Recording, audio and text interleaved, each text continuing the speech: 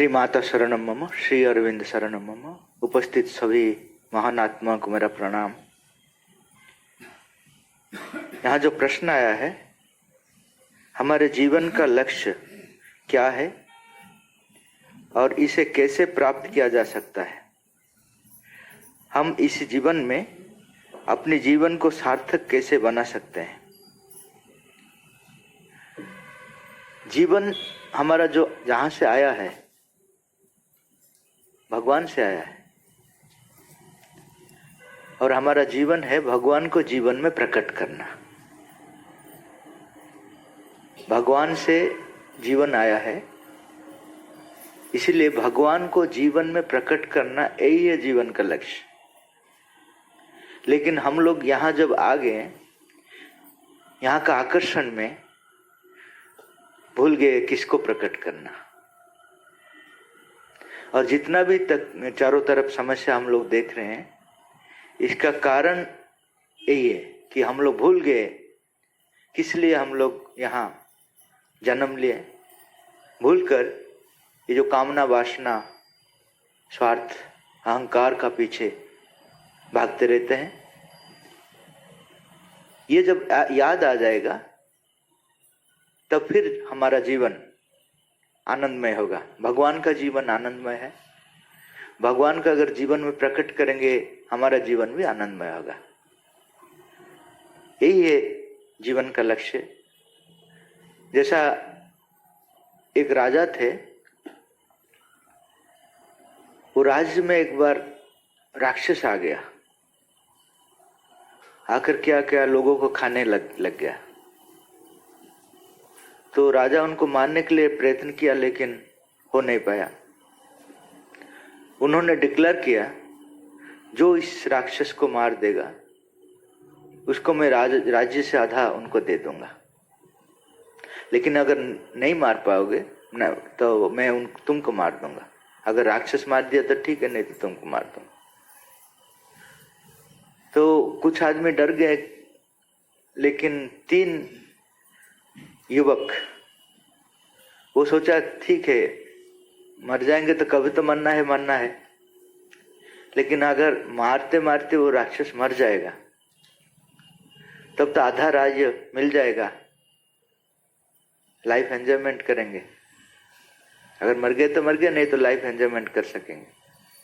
इसलिए वो राजा के पास गया, जाकर बोले, वो 3 युवक बोले कि ठीक है, हम लोग मार देंगे। राजा ने बोला ठीक है, मार दो। अगर नहीं मार पाओगे तो मैं मार दूंगा तुमको। तो वो लोग एड्रेस लेकर गए हैं, और बहुत बड़ा पहाड़ का ऊपर वो है। वो जब उनका निकटतर गए, पास में गए, उस समय हवा जोर से आ रहा है, तूफान जैसा हवा आ रहा है। तो उन्होंने सोचा क्यों इतना बड़ा हवा आ रहा है। वो जो सांस ले रहे हैं ना, वो राक्षस, वो हवा जैसा आ रहे हैं। इतना बड़ा राक्षस है वो। जैसा भी उनका पास पहुंच गया, वो सो रहे हैं, अच्छा से नींद हो रहे हैं। देखा उनका चारों तरफ में हीरा, नीला, मोती सब कुछ भरा हुआ है। क्योंकि जिसको वो मार दिया, उसका गहना है वो छोड़ दिया। वो खाएंगे नहीं तो छोड़ दिया। हम लोग जैसे मछली खाते हैं तो मछली का जो चीज छोड़ देते हैं, ऐसा ही वो क्या किया, वो गहना जितना था वो छोड़ दिया। तो इतना गहना देखकर वो भूल गए वो किस लिए आए हैं, मानना भूल गए। अभी उन लोग का डिस्कशन हुआ, चर्चा हुआ कि कैसे ये सब ले जाएंगे। ये उठने का पहले ये सबको ले जाना है। तो दोनों 3 है, एक आदमी वो बोला कि तुम जाओ गांव को जाकर एक गाड़ी लेकर आ जाओ। उसी समय में हम लोग क्या करेंगे, सबको इकट्ठा रख लेंगे। तो गाड़ी आने के बाद इमीडिएटली वहां भर कर ले जाएंगे। तो वो गया गांव को। ये दोनों सोच रहे हैं अगर 3 भाग होगा तो कम हो जाएगा। इसलिए वो जब आएगा, उसको बोला था कि तुम आने का समय खाने को भी ले आओ, क्योंकि भूख लगते होंगे तो खा जाएंगे, ले खाकर चले जाएंगे। ये लोग सोचा कि ठीक है, वो जब आएगा उसको मार देंगे। वो सोच रहे हैं 3 भाग करने से कम हो जाएगा, मैं अकेला ले लूं। देखिए, आप जिसके लिए जैसा सोच रहे हैं वो सोच वहां से भी आ रहे हैं। हम लोग अगर आदमी को अच्छा सोचेंगे तो अच्छा चीज ही वहां से भी आएगा, आज नहीं तो कल। इसको ही बोलते हैं कर्मफल। आप जैसा सोचेंगे आपका जीवन वैसा ही होगा। आप बोलेंगे गांव लोग खराब है, कुछ दिन का बाद आपका जीवन खराब हो जाएगा। गांव का लोग जितना भी खराब होने से भी आप अगर अच्छा सोचेंगे, उन लोग का जो अच्छा चीज है वो निकल आ जाएगा। क्योंकि ऐसा कोई आदमी नहीं है जो कि 100% खराब है, ऐसा कोई आदमी नहीं है जो कि 100% अच्छा है। हर आदमी का अंदर में अच्छा है, बुराई है। मैं अगर अच्छा ही सोचूंगा दूसरे आदमी के लिए, उनका अंदर में जो अच्छा है वो निकल आएगा बाहर, तो वो भी अच्छा बन जाएगा। यही है हमारा आध्यात्मिक जीवन। आध्यात्मिक जीवन कुछ नहीं है, हर आदमी का अंदर में जो अच्छा चीज है उसको निखारना है, उसको सम्मुख को ले आना है। तो ये जो सोचे कि उनको मार देंगे, वो भी सोचा कि इन लोग को मार देंगे। तो वो क्या किया, वो खाने में विष मिलाकर, पॉइजन मिलाकर वो लेकर आ गया। बोला कि पॉइजन खाकर मर जाएंगे, मैं ले जाऊंगा। लेकिन वो जब आ गया उनको मार दिया। ये दोनों, इन लोग को भूख लग रहा था, खा लिया, तीनों मर गए। ये तीनों को मारा कौन? क्योंकि अभी तक वो उठा नहीं, राक्षस वहां से उठा नहीं, वो ऐसा ही सोया और कोई उधर आया नहीं। तो ये तीनों को कौन मारा? उनका स्वार्थ मारा, लोभ मारा उनको। हम लोग जो दुख पाते हैं कोई इसके लिए कारण नहीं है। हमारा अंदर में जो लोभ है, हमारा अंदर में जो अहंकार है, स्वार्थ है, ये सब हमको मारता है। मैं बोलता हूँ कि वो मुझे ऐसा कर दिया, नहीं, कोई भी कुछ नहीं कर पाएगा आप अगर अंदर से भगवान को लेकर जिएंगे। यही है जीवन का लक्ष्य है। ये जानने के लिए मुनि ऋषि तपस्या किए हैं, उनको पता हो गया कि हम लोग किस लिए आए हैं। वो लोग हम लोग को बताते हैं कि तुम लोग जो जीवन जीते हो इसके लिए भगवान तुमको सृष्टि बनाए नहीं, उन जैसा बनने के लिए आप लोग को भेजा है। भगवान सच्चिदानंद है, और सच्चिदानंद गुण को हम प्रकाशित करेंगे, इसलिए हम लोग इधर आए हैं। हर आदमी का अंदर भगवान है, लेकिन वो प्रकट नहीं होते हैं। इसलिए भीतर में भगवान है, बाहर में हम लोग जानवर है। क्यों जानवर है? क्योंकि अंदर का भगवान, अगर एक यहाँ का लाइट है वो स्विच ऑन नहीं होगा तो लाइट रहने से भी क्या होगा, अंधकार रहेगा ना। ऐसा ही हमारा अंदर में है लेकिन स्विच ऑन नहीं किया। हमारे जीवन का जो स्विच ऑन, यही है सत्संग। सत्संग में स्विच ऑन करना है। हम लोग को जब पता हो जाएगा कि हम लोग जो जीवन जी रहे हैं उसमें कुछ नहीं है, जितना भी आप सफलता का पीछे भागो, प्राइम मिनिस्टर बन जाओ या जो भी हो, शांति नहीं मिलेगा। आपको जितना करोड़ पैसा, जितना भी पैसा हो, मार्केट में 1 किलो शांति लेकर आइए, कोई खरीद कर लेकर आ पाएगा क्या? 1 किलो शांति मिलेगा नहीं। क्योंकि वो शांति जो आनंद है केवल भगवान का पास है, किसी का पास नहीं है, और किसी का पास नहीं। अगर भगवान को संतुष्ट कर रहे हैं तो जीवन आनंदमय होगा। अगर भगवान संतुष्ट नहीं है आपका जीवन पर तो आपका जीवन दुखमय होगा। यही कारण है। तो जीवन का लक्ष्य और कुछ नहीं है। जीवन का लक्ष्य भगवान को जीवन में प्रकट करना, और कुछ नहीं। जैसा सूर्य से ग्रह नक्षत्र आया है, उन्हीं का चारों तरफ में घूमता है। अगर उनका चारों तरफ में नहीं घूमेगा तो उसका हालत खराब हो जाएगा। ऐसा ही भगवान से हम लोग आए हैं। भगवान हमारा सूर्य है, उन्हीं का चारों तरफ में घूमना है।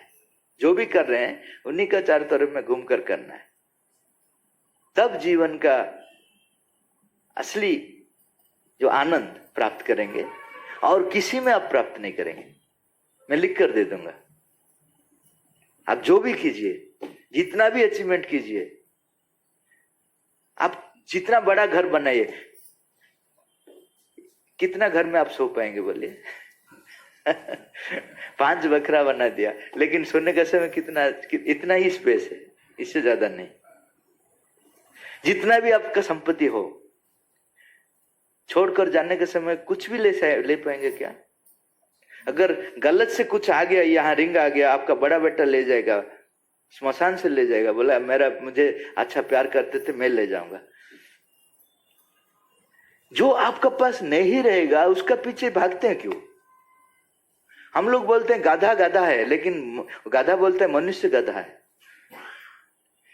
क्योंकि उसको पता है ये सब नहीं रहेगा, उसका पीछे भागते रहता है। जो रहेगा, जन्म जन्म के साथ रहेगा, वही भगवान, और कोई नहीं रहेगा। बाकी सब चेंज होते जाएंगे। इस जन्म में मेरा पिताजी जो है, इस जन्म में मेरा माताजी जो, मेरा भाई, नेक्स्ट जन्म में वो नहीं रहेंगे, दूसरा पिता आ जाएंगे, सब चेंज होते जाएंगे। एक ही चीज मेरा साथ रहेंगे, वो भगवान। जो हमारा साथ रहेंगे उसको प्राप्त करने के लिए हम लोग समय नहीं देते हैं। देखिए ये गांव में कितना आदमी है, अगर यहाँ ओपेरा होता, यहाँ अगर कुछ बहुत बड़ा क्रिकेट मैच होता, कितना आदमी होते, भरपूर हो जाते, लेकिन भगवान के लिए कितना आ रहे हैं? क्योंकि हम लोग समझ नहीं पाते हैं कि कहाँ आनंद है, सुख का पीछे भागते हैं। सुख हमारा जीवन का लक्ष्य नहीं है, क्योंकि श्री अरविंद बोल रहे हैं सुख मतलब दुख। सुख जो है वो दुख का साथ शादी किया हुआ है।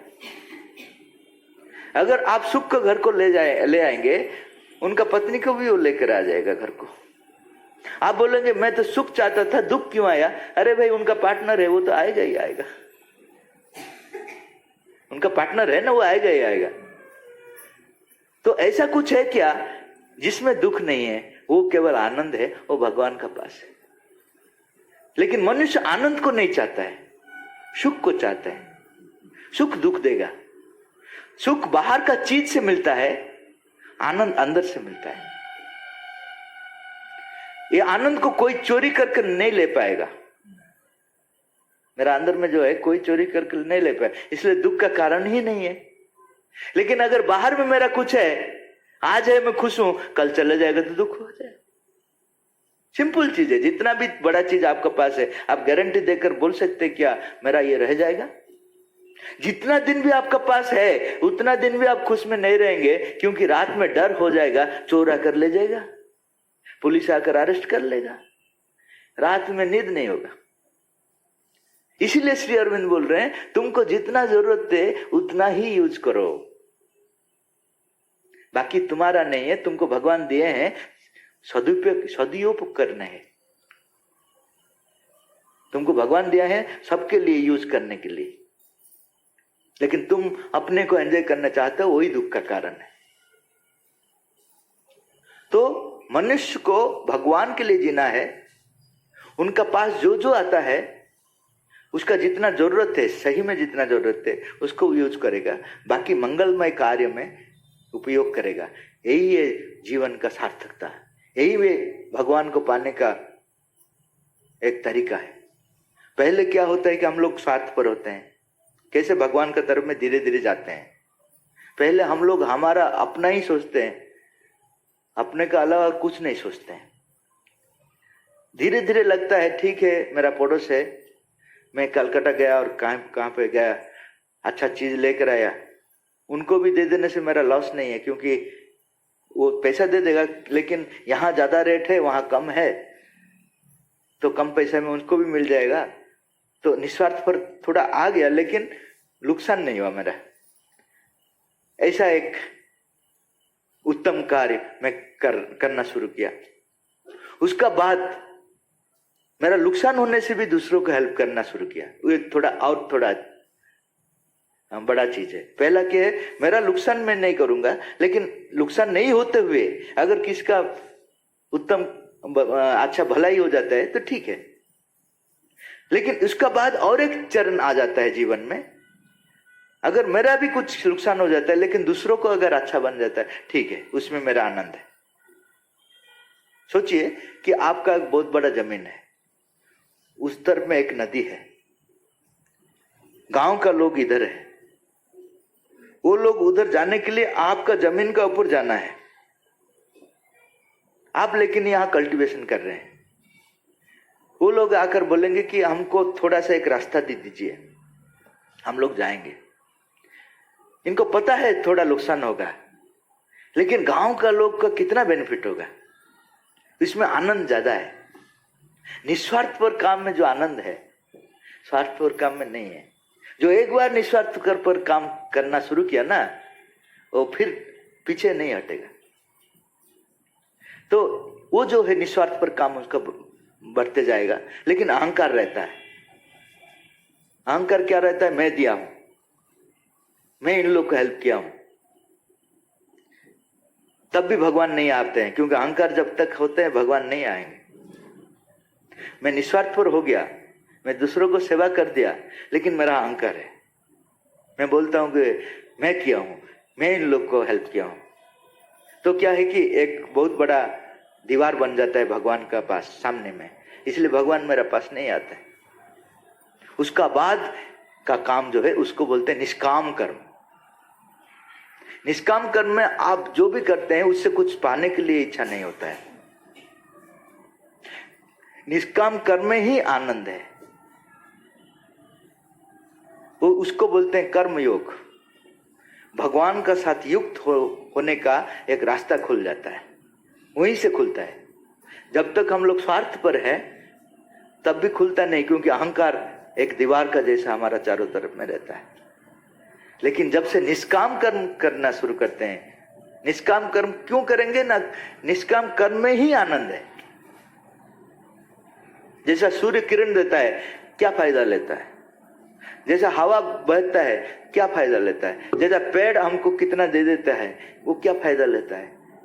एक फूल खिलता है, क्यों खिलता है, वो खिलने में ही उनका आनंद है। इसको बोलते हैं निष्काम कर्म, कि कुछ पाने का इच्छा नहीं है, काम करने में ही आनंद है। ये निष्काम कर्म करने से क्या होता है कि भगवान को पास जाने का रास्ता खुल जाता है, वहीं से शुरू होता है, इससे पहले नहीं शुरू होता है। हम लोग जो जाते हैं मंदिर, पूजा करते हैं कि मुझे ये दो ये दो, भगवान के साथ बिजनेस करते हैं, भगवान के साथ प्यार नहीं है। देखिए, आप जब मंदिर को जाते हैं, पूजा करते हैं, किस लिए करते हैं ना, मुझे ये चाहिए ये चाहिए ये चाहिए। कितना देते हैं ना, एक नारियल दे देते हैं, तो फायदा हम लोग को ज्यादा होता है, भगवान को नुकसान होता है। भगवान ज्यादा देते हैं और भगवान का पास सब कुछ है लेकिन नारियल नहीं है, इसलिए हम लोग का पास रह गया ना। हम लोग उनको बोलते हैं, ब्लैकमेल करते हैं, तुमको एक नारियल दे दूंगा तो मेरा प्रमोशन कर लो, तुमको एक नारियल दे दूंगा, ये कर लो वो कर लो। लेकिन इसमें भी भगवान हम लोग को छोड़ते नहीं, बोलते हैं ठीक है अभी इनका मन ऐसा है, धीरे धीरे शुद्ध होगा, पवित्र होगा, वो छोड़ते नहीं। लेकिन उस समय हमारा संपर्क भगवान के साथ प्रेम का संपर्क नहीं है, भक्ति का संपर्क नहीं है, सिर्फ पाने का इच्छा है और कुछ नहीं। तो भगवान का संपर्क में प्रेम कब आएगा, जब निष्काम कर्म करने का इच्छा होगा, तब आपका अंदर में भगवान बोलना शुरू करेंगे, भगवान का इच्छा आपका अंदर में व्यक्त होगा। आप जो भी करेंगे वो भगवान का काम हो जाएगा। जैसा श्री कृष्ण अर्जुन को बोला, तुम युद्ध करो, जितना भी भयंकर है, अपना लोग को मार दिया। अभी अगर मैं अपना लोग को मार दूंगा तो सुप्रीम कोर्ट केस हो जाएगा, मुझे जेल डाल देंगे। लेकिन श्री कृष्ण ने बोला, भगवान ने बोला, इसलिए वो कर्मयोग हो गया। भगवान जब बोलना शुरू करेंगे, हनुमान जी को बोला लंका को ध्वंस कर दो, जला दो, वो भी भगवान का काम हो गया, टेररिस्ट का काम नहीं हुआ। तो जब निष्काम काम करने के बाद जो भगवान के साथ संपर्क होता है, तब वो जो बोलेंगे वो करना है। उस समय आप अगर उनको बोलेंगे कि आप जो बोल रहे हैं वो ठीक नहीं है, उचित नहीं है, तो फिर डिस्कनेक्ट हो जाएगा। बोलेंगे ठीक है, तुम्हारा रास्ते में जाओ, मैं मेरे रास्ते में जाऊं। अगर भगवान के साथ संपर्क हो गया, हम लोग को पता होना चाहिए वो जो बोलते हैं हमारा अच्छे के लिए बोलते हैं। जितना भी बाहर से वो जितना भयंकर होने से भी अर्जुन के लिए क्या अच्छा था, श्री कृष्ण जो बोल रहे हैं वो सुनने में ही उनका अच्छा है, उनका मुक्ति है। हनुमान के लिए वही अच्छा है जो श्री राम बोल रहे हैं। जब भगवान आपको बोलने शुरू कर लिए, तो आपका अपना एजेंडा मत रखिए। आप मत बोलिए ये करूंगा, ये करूंगा, ये करूंगा। जो बोलेंगे वही करने के लिए प्रस्तुत होना है। वही है जीवन का लक्ष्य। जीवन में भगवान का इच्छा को प्रकट करना जीवन का लक्ष्य है। वहां तक आना साधना है, सत्संग है। वहां तक जब तक नहीं आया, जीवन में दुख और पीड़ा रहेगा ही रहेगा, जो भी हो।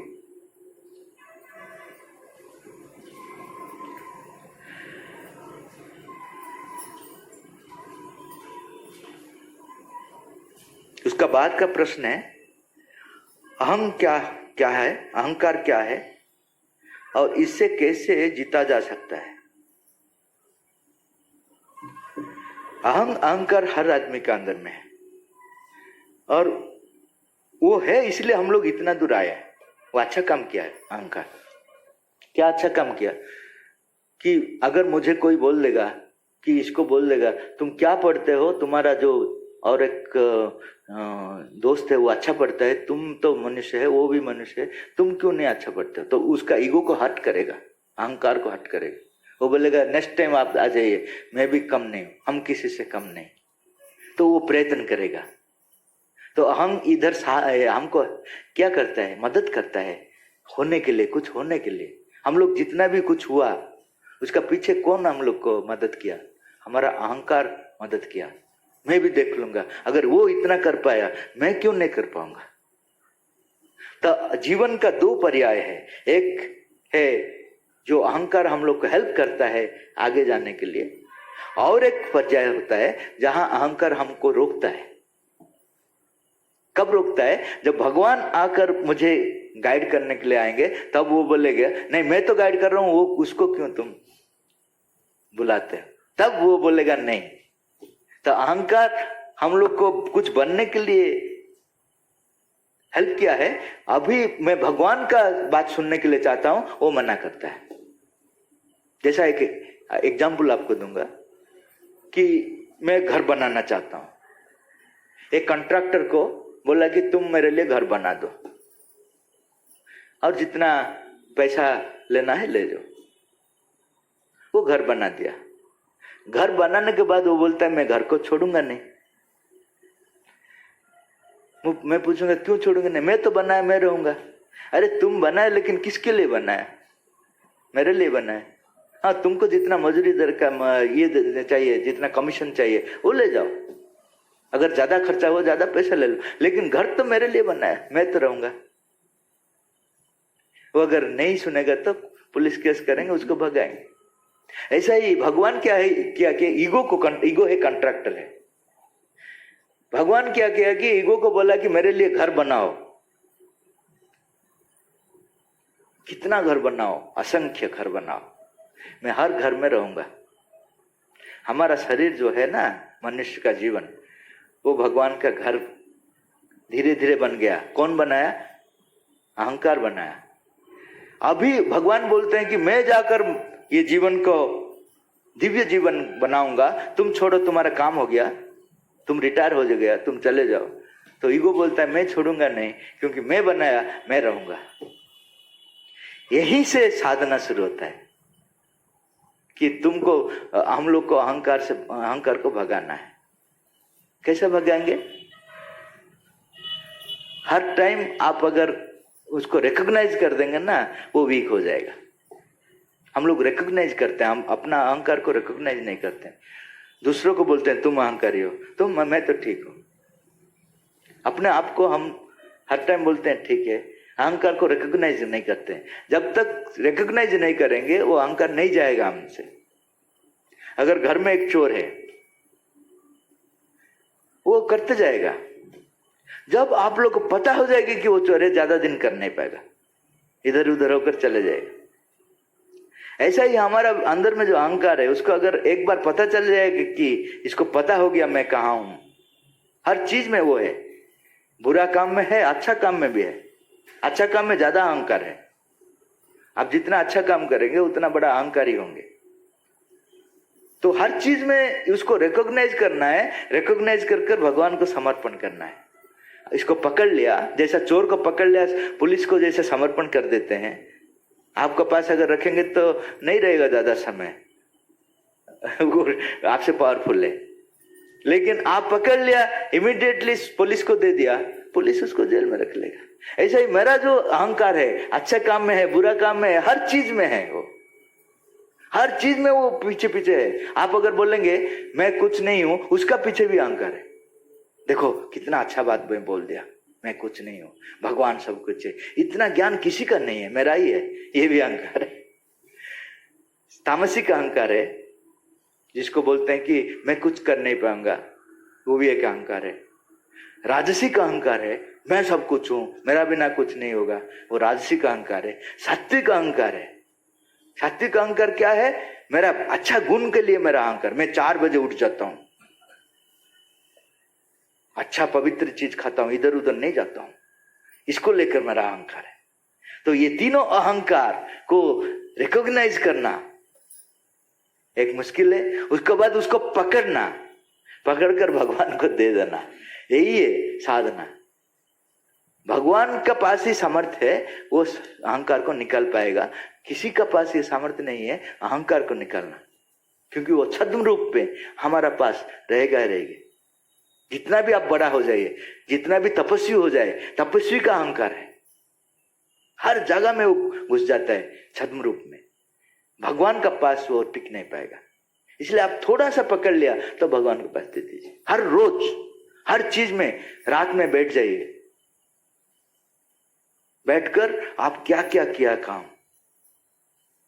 उसमें कहां कहां अहंकार आ गया, कहां कहां स्वार्थ पर आ गया, ये सबको याद कीजिए, अर्पित कीजिए भगवान को। भगवान जैसे बैठे हैं ना, मैं जैसे आपके साथ बात कर रहा हूं ना, ऐसे आप उनको भी उनका साथ बात करिए।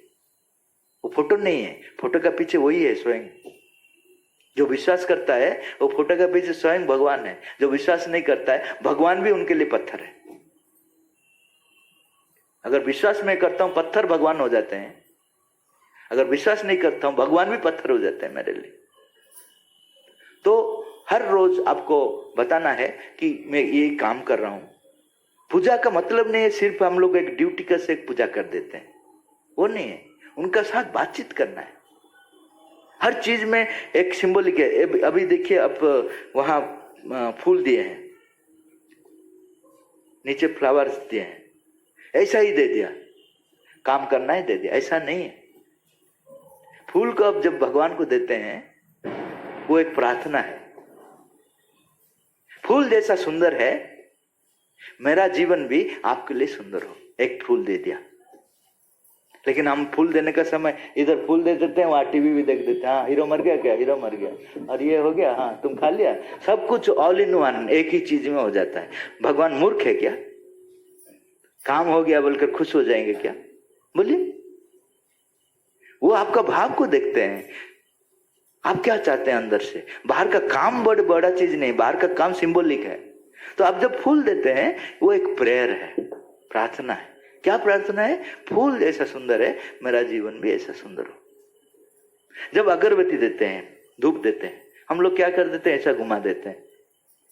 33 कोटि देवता है ना, एडजस्ट हो जाओ, एक में एडजस्ट हो जाओ, आजकल पेट्रोल डीजल का रेट बढ़ गया, ऐसा ऐसा कर कर दे देते हैं। उनका क्या धूप चाहिए क्या? धूप क्यों देते हैं? क्योंकि वो अपने आप को जला देता है, लेकिन वातावरण को सुगंधित कर देता है। हम लोग भी जल जाते हैं, कोई नहीं रहेंगे, मर जाएंगे, वही तो जलना है। धीरे धीरे हम लोग जलते हैं, लेकिन कितना आदमी का जीवन धूप जैसा महकता है बोलिए।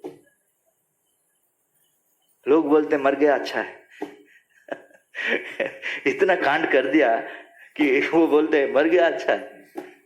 तो जब धूप देंगे आप भगवान के पास, वही प्रार्थना कीजिए, मेरा जीवन भी जलता है ठीक है, लेकिन धूप जैसा जलना है, अगरबत्ती जैसा जलना है। तो हर चीज हम लोग जो करते हैं ना, उसका पीछे का एक भाव है, वो भाव को हम भूल जाते हैं।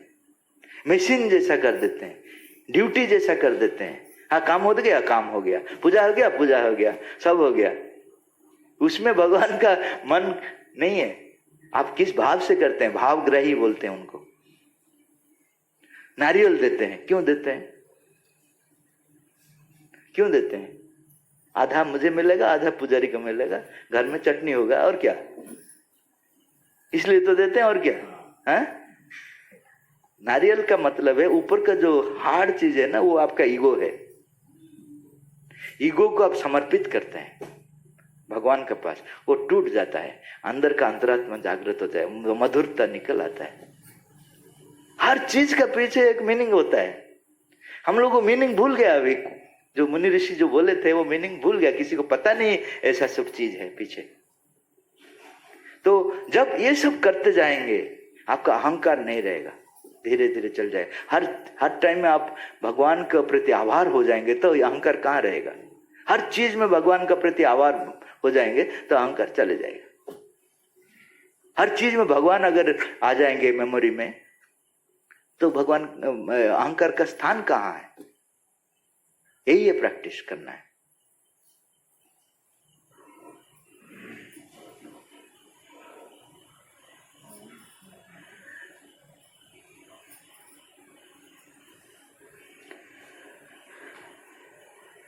और एक प्रश्न आया है, श्री अरविंद का आदर्श पर आधारित आश्रम बनाने का क्या तात्पर्य है? आश्रम में दिनचर्या का पालन कैसा किया जाना चाहिए? आश्रम का मतलब है जो भगवान के लिए जीने के लिए 100% चाहते हैं, ज्यादा चाहते हैं, उनके लिए अलग स्थान जरूरत होता है। हर जगह में अगर कुछ चीज करना चाहते हैं तो उनके लिए अलग स्पेस जरूरत होता है। एजुकेशन करना चाहिए तो आपको स्कूल जरूरत होता है, घर में नहीं हो पाता है। ऐसा ही एक चीज को बनाते हैं, गाड़ी को बनाते हैं, उसके लिए एक फैक्ट्री का जरूरत होता है।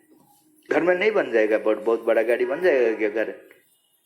ऐसा ही जो भगवान के लिए पूरा जीना चाहता है और संसार में भगवान का राज्य प्रतिष्ठा करना चाहता है, वो सब मिलकर, सपोज आपका अंदर में 5-6 सोच लिया कि मैं अभी मेरा जीवन भगवान के लिए जीऊंगा। हमारे शास्त्र में है, उसको बोलते हैं वानप्रस्थ। जब संसार का काम का खत्म हो गया तो वो लोग बोलेंगे ठीक है, अभी मेरा बेटा बेटी सब समझेंगे, मैं अभी भगवान के लिए 100% दूंगा। ये 100% भगवान के लिए देने के लिए वानप्रस्थ बोलते हैं। आजकल लोग भूल गया, लास्ट समय तक वो घर छोड़ते नहीं, वो बेटा बेटी पोता पोती कर रह जाता है। अरे भाई, तुम्हारा जब अनुभव हो गया, संसार का अनुभव हो गया, बाकी जो अनुभव है भगवान का पास, उसका तो जरूरत है। तो ये जो वानप्रस्थ जीवन है, वो वानप्रस्थ जीवन का मतलब मैं संसार से निकलकर केवल भगवान के लिए जीऊंगा। ऐसा आदमी मिलकर, अगर 10 मिल गए कि 15 मिल गए, वो सब मिलकर एक ही जगह में रहेंगे, उनका काम है भगवान का लिए जीना है। जो भी काम करेंगे वो भगवान के लिए देंगे, और वो समाज कल्याण के लिए जो चीज करेंगे काम, वो समाज कल्याण के लिए यूज होगा। अपना घर को नहीं ले जाएंगे। अगर आश्रम में रह गया, वहां अच्छा से ये हो गया, वेजिटेबल्स हो गया, याद में आ जाएगा मेरा घर, मेरा बेटा है, मेरा बेटी है, उसको लेना है, तो वो वानप्रस्थ जीवन नहीं है। वानप्रस्थ का जीवन है आप जो करते हैं भगवान के लिए करते हैं। संसार का, उसमें आपका घर एक छोटा सा चीज दिखाई देगा, समग्र संसार दिखाई देगा, उसके लिए जो काम करना। तो ऐसा ही एक जीवन अभी जरूरत है। श्री अरविंद बोल रहे हैं कि अभी जो मनुष्य जिस पर्याय में है, इवोल्यूशन का, विवर्तन का, केवल भगवान के लिए जीने का समय आ गया। एक समय था जब मनुष्य केवल अपने के लिए जीता था, और एक समय आया भगवान मनुष्य परिवार के लिए जीना शुरू किया। उसका बाद और एक समय आया मनुष्य समाज के लिए जीना शुरू किया, और एक समय आया मनुष्य देश के लिए जीना शुरू किया, और एक समय आया मनुष्य समग्र पृथ्वी के लिए जीना शुरू किया। अभी समय आया भगवान के लिए जीना का समय आ गया। इसलिए अभी आश्रम जीवन का बहुत जरूरत बहुत है, क्योंकि अभी जो कलयुग का अंत है ना, सत्ययुग आएगा, इसका बाद सत्ययुग आएगा। सत्ययुग आने के लिए जो पास चाहिए ना, वो पास है आश्रम जीवन। अगर आपका पास आश्रम का जीवन का पास नहीं है तो सत्ययुग का अंदर में एंट्री नहीं है। तो अभी जो समय है, वो समय जितना अधिक भगवान के लिए देंगे उतना आप सत्ययुग के लिए योग्य होंगे। नहीं तो आप एंटर कर नहीं पाएंगे सत्ययुग में। सत्ययुग में बुराई चीज अलाउड नहीं है। तो आप अगर पहले से रेडी नहीं होंगे तो कैसे आप सत्ययुग में एंटर करेंगे? अभी इसका बाद सत्ययुग आ रहे हैं। क्वालिफिकेशन कैसा आएगा आप अगर भगवान के लिए जीने के लिए ट्रेनिंग यहां नहीं लेंगे? वही ट्रेनिंग है आश्रम जीवन। तो यहाँ का अगर गांव का लोग कुछ सोचकर एक जमीन ले जाएंगे, 2-3 एकड़ ले जाएंगे, क्योंकि वहां बहुत काम करना है, वेजिटेबल से शुरू कर स्मॉल स्केल फैक्ट्रीज भी करना है, अपने के लिए नहीं भगवान के लिए करना है। लेकिन सब काम करना है। दुनिया में जो जो काम होता है, अच्छा काम होता है, वहां भी होगा। लेकिन दुनिया में जो काम होता है उनके लिए, अपने के लिए होता है, यहाँ भगवान के लिए होगा। यही फर्क है आश्रम जीवन और साधारण जीवन में, यही फर्क है। जो काम है वही काम होगा, अच्छा काम, लेकिन अपने के लिए नहीं होगा। वो उसके लिए आप लोग कुछ निकल आइए, गांव से मिलकर एक जगह में रहिए, शुरू कीजिए। पहले शुरू करने से प्रॉब्लम आ जाएगा, झगड़ा होगा, कुछ 1 साल 2 साल ईगो प्रॉब्लम आएगा, लेकिन धीरे धीरे वही उसमें आप प्रस्तुत हो जाएंगे भगवान के लिए। यही आश्रम जीवन।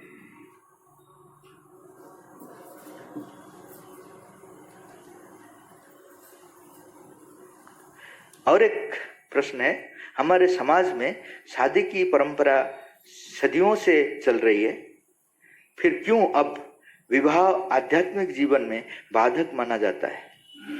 बिना विवाह के मानव जाति का अस्तित्व टिक पाना कैसा संभव होगा? ये जो प्रकृति है ना, प्रकृति अपना तरीका बदलता रहता है। कुछ 1000 वर्ष पहले लिंग भेद नहीं था, पुरुष और स्त्री ऐसा नहीं था कुछ। अमेबा का पास आया, अमेबा तक ये सब नहीं था। उन लोग का विवाह नहीं होता था, अपने आप को अलग कर वो वंश विस्तार कर रहे थे। उसका बाद प्रकृति ने क्या किया कि दो लिंग जन्म दिया, दोनों को विवाह का माध्यम में, परिवार का माध्यम में वो संसार को बढ़ाया। अभी वो चेंज कर रहे हैं। अभी ये दोनों लिंग नहीं रहेगा। अतिमानव मनुष्य का बाद में जो आ रहे हैं ना, अतिमानव, वो लिंग नहीं रहेगा, तो मैरिज का भी जरूरत नहीं होगा। आप संकल्प ले लेंगे तो आप अपने आप को बढ़ा पाएंगे। ये किसको पता होता है?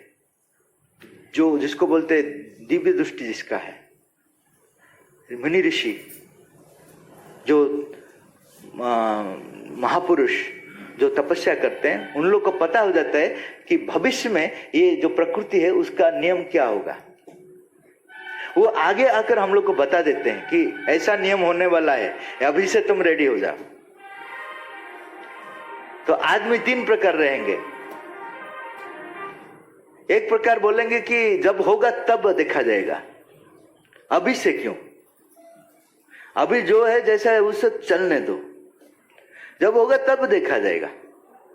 इसमें ज्यादा से ज्यादा लोग रहेंगे, 90% वही ऐसा आदमी रहेंगे जो बोलेंगे अभी से नहीं, अभी जैसा चल रहे हैं वैसा चलने दो, अगर परिवर्तन हुआ तो उस समय देखा जाएगा जो होगा। और कुछ आदमी रहेंगे वो अभी का जो चीज को छोड़ नहीं पाएंगे, लेकिन उससे कुछ समय निकलकर अपने आप को भविष्य के लिए प्रस्तुत करेंगे। तो डिवाइड 50-50, 50% जो चल रहे हैं उसका साथ भी रहेंगे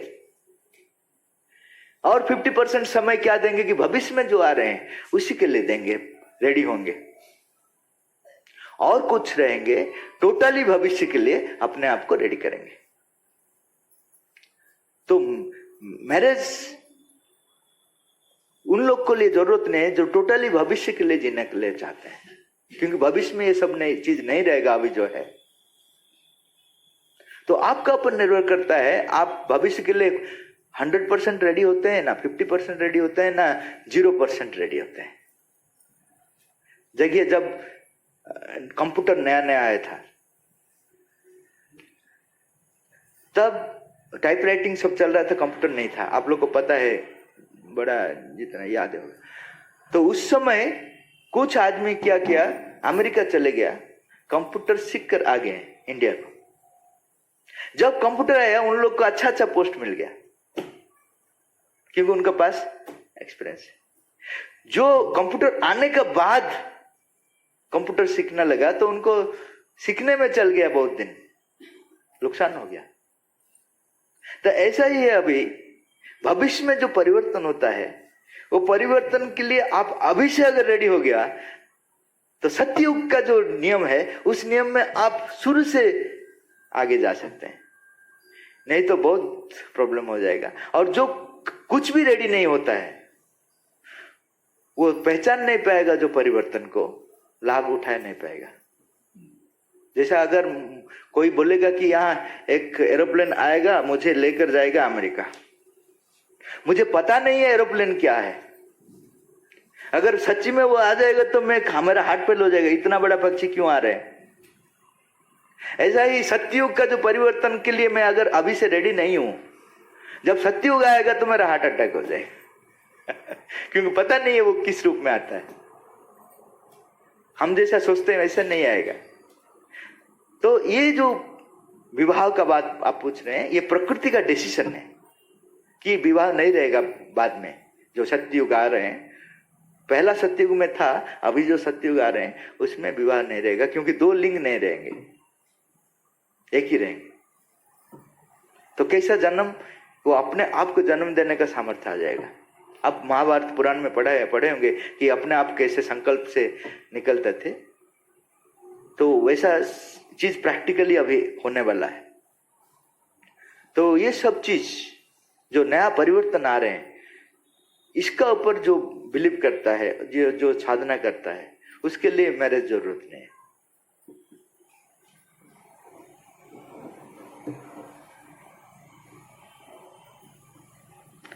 उसका बाद का प्रश्न है, ईश्वर ने यह सृष्टि किया है, क्या क्यों बनाया है? ईश्वर ने यह सृष्टि क्यों बनाया है? क्या इससे भगवान का कोई स्वार्थ है?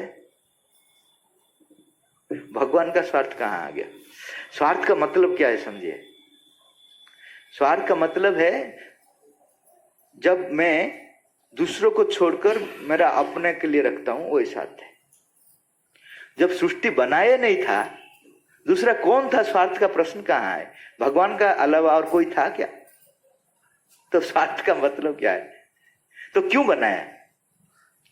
श्री अरविंद बोल रहे हैं कि उन्हीं का अंदर में सृष्टि का बीज था।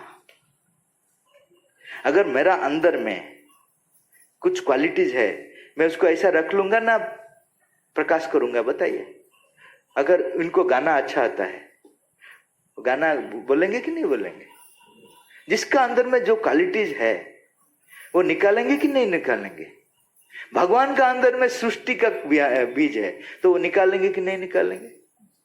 बीज का अंदर में एक पेड़ है, वो पेड़ निकलेगा कि नहीं निकलेगा? यही कारण श्री अरविंद बोल रहे हैं, भगवान का अंदर में सृष्टि का बीज है, बीज को निकलने के लिए एक ही कारण है, आनंद है। मैं अगर गाना गाता हूं, क्यों गाता हूं? मेरा अंदर में गाने का पॉसिबिलिटी है, वो गा रहा हूं और गाने में आनंद है और कुछ नहीं है। वैसे ये समग्र सृष्टि जो बनाया है भगवान ने, और किसी के लिए बनाया नहीं, अपना अंदर में वो था, उसको ही प्रकट कर रहे हैं, और प्रकट करने में आनंद ही है और कुछ नहीं है। यही सृष्टि का लक्ष्य है।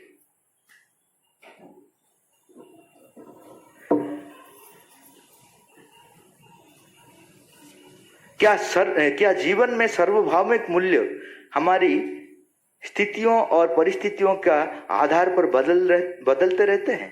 नहीं बदलते। परिस्थिति मूल्यबोध का, जो भगवान का मूल्यबोध का हिसाब से, युग परिवर्तन का हिसाब से बदलता रहता है। अभी सत्य युग में जो परिस्थिति था, तृतीय युग में जो परिस्थिति था, द्वापर में जो परिस्थिति था, युग का हिसाब से परिस्थिति परिवर्तन हुआ। परिस्थिति का हिसाब से युग नहीं परिवर्तन होता है, ये गलत चीज है। भगवान डिसाइड करते हैं अभी ये दुनिया में क्या नियम होगा, कैसे जिएंगे, उसी हिसाब से परिस्थिति क्या होगा बाद का चीज होता है।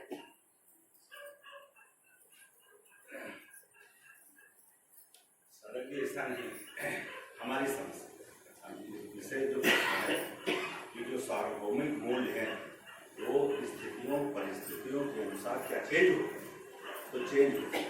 जैसे मान लिया हिंसा करना एक अपराध है, हिंसा करना जो है पाप है, लेकिन वही जो सार्वभौमिक किए है मूल, हमको हिंसक नहीं होना चाहिए, हिंसा नहीं करना चाहिए, लेकिन स्थित परिस्थिति के अनुसार जो है वही जो सार्वभौमिक मूल्य है बदल तब बदल जाता है। माने अपने आत्मरक्षा के लिए या धर्म की रक्षा के लिए हिंसा नहीं मानते। हाँ बेटे, तो मैं समझ गया, मैं जो सार्वभौमिक मूल्य था वो बदल गया। हम समझ गया, ऐसा नहीं बदलता। बैठिए, मैं समझ गया। आप जो बोल रहे हैं वो सही है, लेकिन जो हिंसा का जो बदलता है बोलते हैं, हिंसा नहीं बदलता है। जब मैं परिस्थिति का हिसाब से एक आदमी को मारना चाहता हूं, उसमें हिंसा नहीं आता है। अर्जुन अपना लोग को जब मार लिया, परिस्थिति का हिसाब से मार लिया, उस समय जरूरत था, जो भगवान का धर्म का हिसाब से धर्म रक्षा के लिए मारना जरूरत था, उसको हम हिंसा नहीं बोलते हैं। हिंसा नहीं बदलता है, बाहर का क्रिया बदलता है। एक चीज को मैं हिंसा कर मार सकता हूं, एक चीज को मैं प्रेम से भी मार सकता हूं, बाहर से दोनों एक ही चीज जैसा लगेगा। समझ गए? हिंसा का मूल्य परिवर्तन नहीं होता है, वो रहता है, वो हर टाइम शाश्वत है, अहिंसा। लेकिन भगवान आकर मारते हैं, हिंसा नहीं करते हैं, प्रेम से ही मारते हैं। जब रावण को मारने के बाद लक्ष्मण जी को भेजते हैं, जाओ तुम उनसे सीख कर आओ। तो राम जी बोल रहे हैं, अरे भाई, लक्ष्मण बोल रहे हैं वो तो हमारा शत्रु है, उनका पास क्या सीखे। वो बोल रहे हैं, नहीं रे बाबू, ये शत्रु मित्र कुछ नहीं है, संसार के लिए जो चाहिए वो करना है। अभी वो ज्ञानी है, वो खराब चीज किया है अलग बात है, उनसे सीख कर आओ। तो लक्ष्मण जी जाकर सीख कर आया। क्या सीख कर आया? शुभस्य शीघ्रम मंत्र, वो उनसे सीख कर आया। दूसरा आप देखिए, इनका 100 सन्स को मार दिया विश्वामित्र ने। किसका? वशिष्ठ का। वशिष्ठ को जब अरुंधति जी बोला कि थोड़ा नमक चाहिए, तो वशिष्ठ जी बोल रहे हैं, पड़ोस में तो विश्वामित्र जी है, उनसे मांग लो। तो आप कैसे ये चीज बोलते हैं? वो हमारा 100 पुत्र को मार लिया, उनसे मैं नमक लूंगा?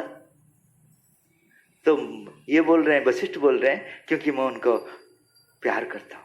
किसको प्यार करते हैं? विश्वामित्र को। उस समय विश्वामित्र उनको मारने के लिए आया था, 100 पुत्र को मार दिया, उसको भी मारने के लिए आया था। उसका हाथ से वो गिर गया। अरे क्या विचित्र आदमी है, मैं उनको मार दिया फिर भी वो बोलता है मुझे प्यार करता है। समझ गया? तो हिंसा का वैल्यू नहीं चेंज होता है, हिंसा का परिस्थिति के हिसाब से काम परिवर्तन। एक सांप है, उसको मारना है, हिंसा से नहीं मारूंगा, इसको मारना है इसलिए मारूंगा। जो खाते हैं, मछली खाते हैं, हिंसा से मारते हैं क्या? जरूरत है खाते हैं। मूल्यबोध कब परिवर्तन नहीं होता, वो शाश्वत है, सच्चिदानंद है।